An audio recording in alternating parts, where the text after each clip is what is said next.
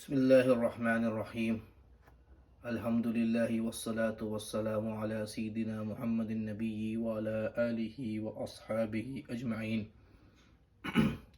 Alhamdulillahi wassalatu wassalamu ala Sayyidina Muhammadin Nabiyyi wa ala alihi wa ashabihi ajma'in. Amma ba'd. Honorable listeners,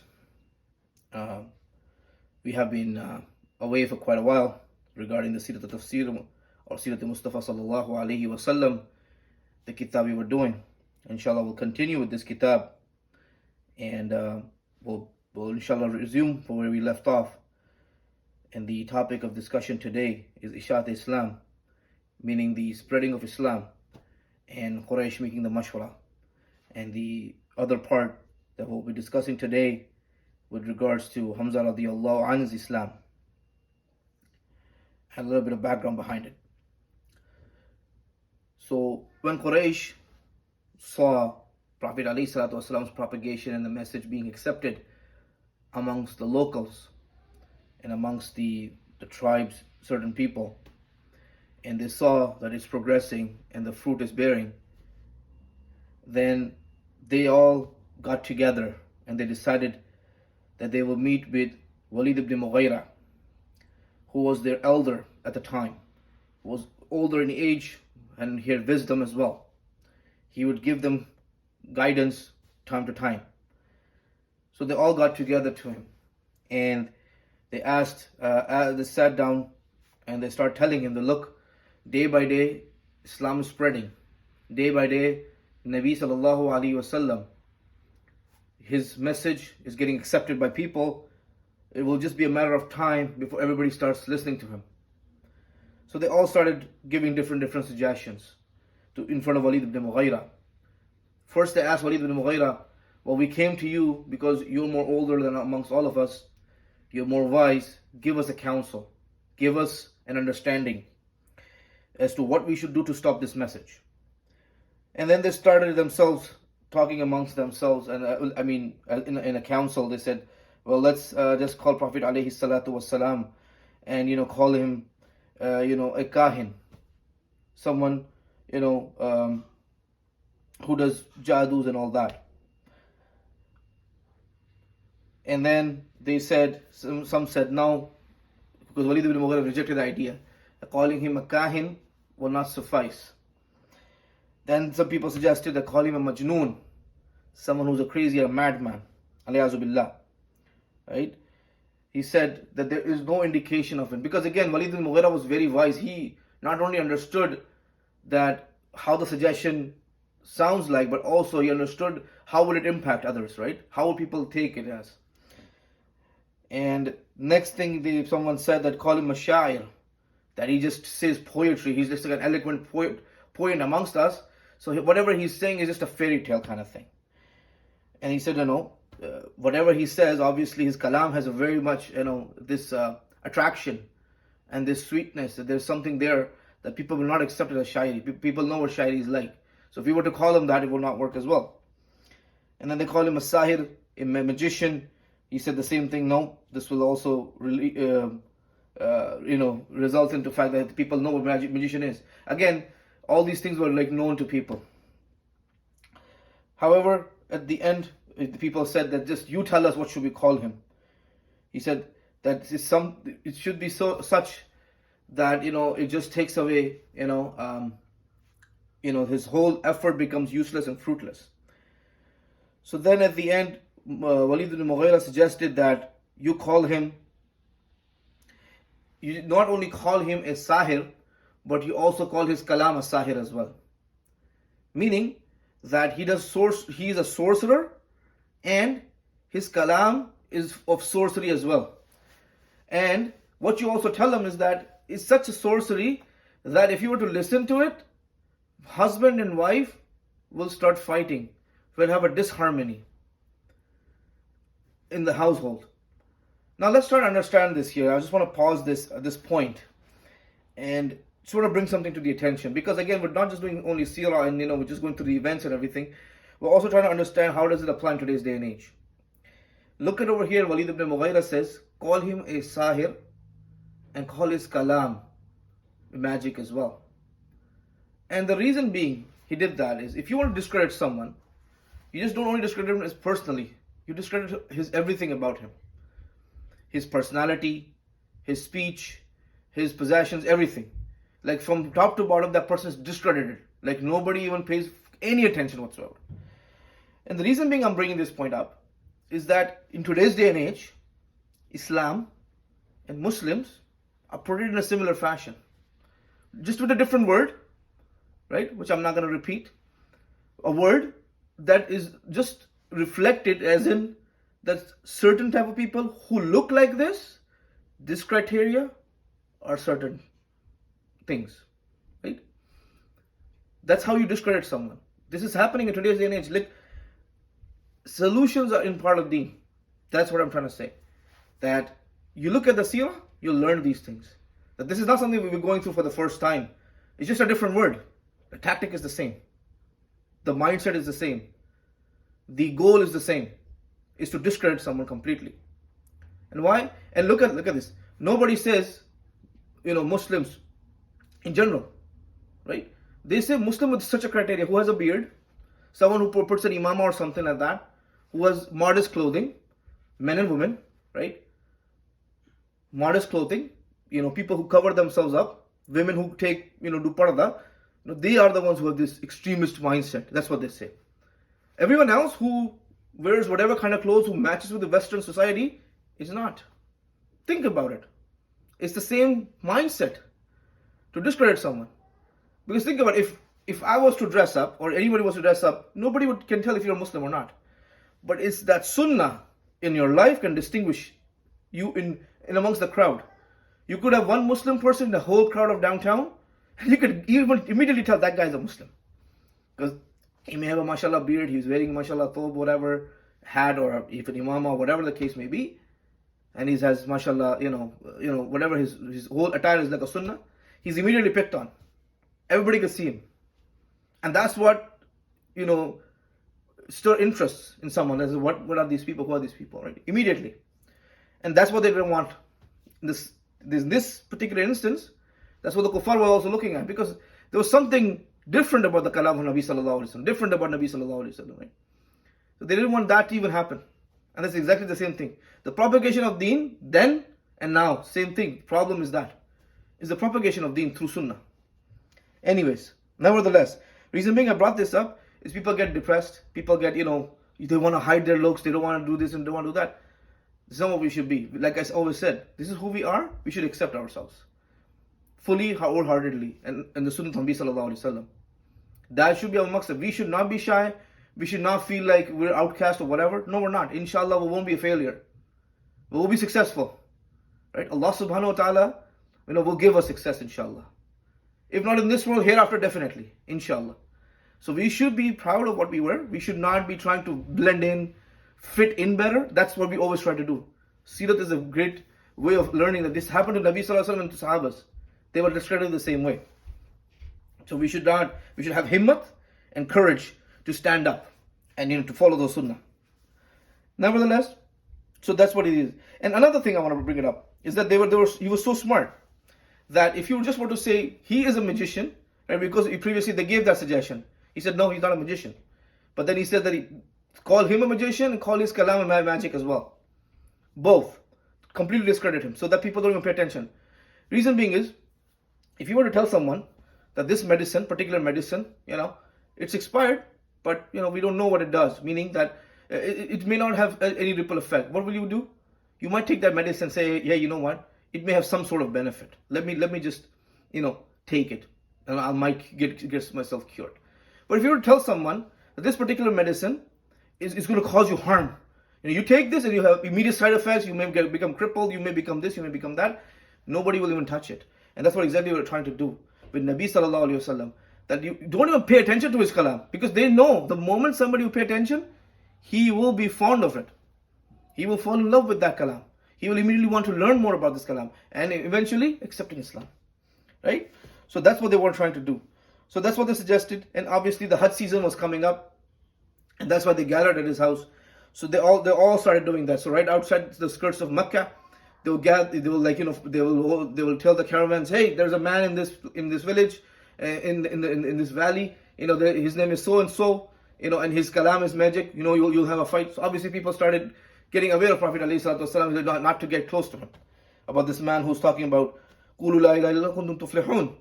It's someone who's calling with that, with that slogan. Anyways, and Allah Ta'ala mentions about this whole incident about in Surah Al-Mudaththir, وَذَرْنِي وَمَنْ خَلَقْتُ وَحِيدًا, all the way till the end. سَأُصْلِيهِ سَقَرَ. Allah Subhanahu wa Ta'ala mentioned this whole thing about what they tried to accomplish, and they were trying to do, and everything is mentioned in that. Now we come to the Islam of Hamza radiallahu an. Obviously Hamza radiallahu an, we know the uncle of Rasulullah sallallahu alaihi wasallam, the beloved, the one who aided Prophet alayhi salatu wasallam from time to time. And there's an instance about him as well as to what happened between him and Abu Jahl. And so basically the Muslim rahmatullah alayhi brings this up and says that Nabi sallallahu alaihi wasallam was one time in the valley of Safa, and Abu Jahl was also there, or happens to be there, and he just got really, like, he saw Prophet sallallahu alaihi wasallam, he just got really upset. And when he got upset, obviously he said some foul talk. He said some derogatory things to Prophet alayhi salatu wasalam. There was a man called Abdullah ibn Jud'an. His slave girl was watching this whole instance. And Prophet alayhi salatu wasalam, being Prophet alayhi salatu wasalam, rahmatul lil alameen, he did not say a word, he did not utter a word. And this is again a lesson for us. That there will be ignorant people out there. You'll dress up differently, they'll say things to you. Don't get involved. If it is, safety issue, that's a different story. But if it isn't, like if the guy is just talking words, stay away, turn away from them. We shouldn't get involved. We should not start, we try to defend ourselves. You should. I'm not saying that if it gets out of hands, and if it's something that someone is being completely ignorant and saying things and whatever, that's different. I'm not just saying that, but I'm just saying regularly with people, just stay away, turn yourself away from them. That's the best remedy, and the Prophet ﷺ showed us that from time to time. And Allah subhanahu wa ta'ala will take care of you. If you have tawakkul in Allah ta'ala will take care of you. Right? She was watching all of this. So obviously Hamza radiallahu an, when he returned, he used to go for, for hunting and whatever. He went, when he was coming back, she saw Hamza radiallahu an, and she mentioned the whole story and narrated to him that what happened with Abu Jahl and Prophet alayhi salatu wasalam. Obviously Hamza radiallahu an, because he had iman in his heart, and obviously he brought iman in Nabi sallallahu alaihi wasallam. His iman, and iman is such thing that it would immediately bring ghairat into you, and you will just immediately stand up for what is right. So Hamza radiallahu anh immediately went, and he was so super upset. So he went to Abu Jahl. Abu Jahl was sitting amongst the people, and he was because he was obviously the tribal chief. So obviously he was sitting amongst them. People were sitting there, and Hamza radiallahu anh came immediately face to face and struck a blow on his head with his hunting gadget, and that basically injured him. People started to, they thought they were going to rescue Abu Jahl by, attacking Hamza radiallahu anh. Hamza radiallahu anh, because he was not afraid, and obviously he was also a Quraishi, and he was also Abdul Muttalib's son. So obviously they couldn't touch him either, but obviously it was just a matter of thing, right? Nevertheless, Abu Jahl stopped everybody. He said, don't touch him. I did say things to his nephew, and that's why he's upset, and I understand. Nevertheless, when he said that, Hamza radiallahu anhu was really upset. He said, why do you harm my nephew? Why did you do that? Don't you know that I have embraced his deen? Don't you know that I'm the one who's abating him, helping him? So how dare you do that to him? So obviously Abu Jahl, being Abu Jahl, what did he say to him? So you're a Sabi. Sabi basically means or meant that you become Bedin. You've left the deen of your forefathers. Our forefathers and our great forefathers, they all used to worship the idols and everything. You left their deen and you become a Sabi, because someone who has become Bedin, someone who has no deen at all. They were calling Islam the no deen. Once again, reflection is the same, right? There's a certain terminology, Islamists and whatever and this and that. Just to label Islam as in it's a deen of harm. They were doing the same thing. Once again, like the play has changed, but the game remains the same. That's the same, right? The play has changed, but the game remains the same. It's the same thing. What is happening today and what happened back in the days. 14, 1500 years ago, same story. It's just the words are different. The way of doing things is different, but it's the same method. And it's the same result that they're trying to accomplish. So we should not lose hope. We should have full hope in it. Look, it took Prophet at that time, and Prophet ﷺ were little in numbers, right? They didn't know how far Islam will go and everything, and then the halat will come, right? Even though Allah subhanahu wa ta'ala gave them from time to time, Prophet ﷺ, glad tidings, regardless. Took them 23 years to get to where we are. The point is that obviously it takes time to establish a society, to establish something. It's a long-term goal. So we need to understand that we will go through halat, we'll go through conditions. Seerah is the way that will comfort us, inshallah. Nevertheless, so what did he say? He called him a sabi, and he obviously said all these things to, Hamza radiallahu anh. Obviously, words have effect. Words have effect. So when Hamza radiallahu anh left his majlis, obviously started thinking and contemplating. And the reason being because shaitan always puts waswasa, and you will always feel that too, that when somebody will say something to you, you will have this your thought process at the time. After once you come out of that event, you'll be like, you start feeling like, maybe I should, and this is shaitan will do that to you. He will tell you that, you wear a jubba, maybe you shouldn't. If you go to university, you don't want to wear a jubba or shalwar kameez or whatever, you want to probably wear like, those loose pant shirts. Still be loose, still be modest, but these guys won't pick on you kind of thing. I'm just giving examples because these are the kind of questions that we go through nowadays. Or some sister, she might be wearing a burqa, whatever, or hijab and niqab and whatever, and some people will be looking at her differently and don't want to talk to her and don't want to work on her projects or whatever in university and school. And then the shaitan will tell her, you know what, you can wear those loose pant shirts. It will fit you better. If you put niqab, just don't put niqab, maybe put on a mask or something, and then you can lower it for a bit when you're talking to them. These are the things. Hamza radiallahu anhu went through the same thing. He started contemplating as to, did I make the right decision and accepting the message? Right? Now, obviously, him being the Sahabi of Nabi Sallallahu Alaihi Wasallam and the uncle, obviously they were not like us. They immediately sought counsel. So he made dua. First of all, the two narrations here that the Muslim Rahmatullah Alayhi copy has brought. One was that he himself made dua to Allah subhanahu wa ta'ala, Allah guide me. Right? Oh Allah, guide me onto the right path. Allahumma in kana rashdan faj'al tasdiqa fi qalbi faj'al li mimma waqa'at fihi mukhrajan. Right?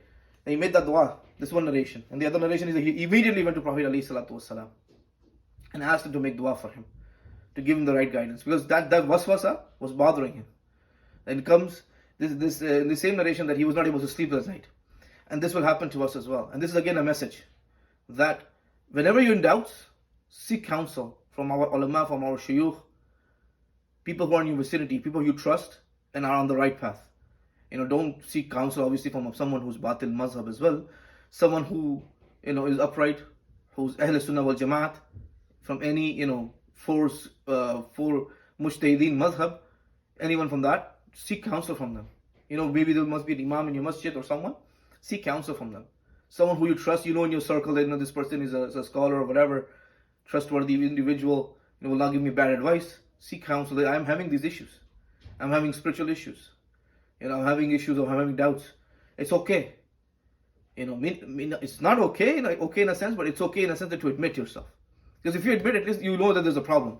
If you say there's no problem, eventually those waswasa will become a reality. This is where our youth loses iman, right? Because they're having this, first it's a small thought, and all of a sudden it starts to become bigger and bigger and bigger, and next thing you see, al-iyazu billah, they lose their faith altogether, right?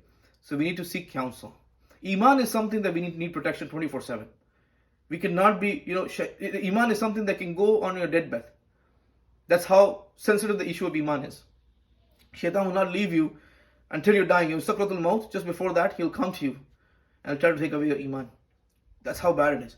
So all I'm saying is that once you have questions like this, if you're having some doubts, immediately seek counsel. And that's what Hamza radiallahu anh did. And obviously, Prophet ﷺ made dua, and we all know what happened in the Uhud and how he was, martyred and everything. That's what we're going to end it on. And inshallah Aziz, we'll continue this once a week, inshallah. And hopefully everybody, whoever wants to follow this, can obviously jot it down. Because the whole maqsad behind the seerah is not to It's not like we want to give all kinds of information to people. The maqsad behind it is like we go slowly, so we understand the events, and the whole maqsad is that we connect it with our lives, daily lives. That these things, what we study in Seerah, and how they affect us in today's day and age, and how we can take benefit from them, and safeguard ourselves, protect ourselves. May Allah subhanahu wa ta'ala give us all an understanding. May Allah subhanahu wa ta'ala enable us and have utmost love for Rabbi Sallallahu Alaihi Wasallam and the Sahabas, and as well as Mutahharat and everyone in his household. Subhanallah wa bihamdi, subhanakallahumma wa bihamdika, nashhadu an la ilaha illa anta, nastaghfiruka wa natubu ilayk.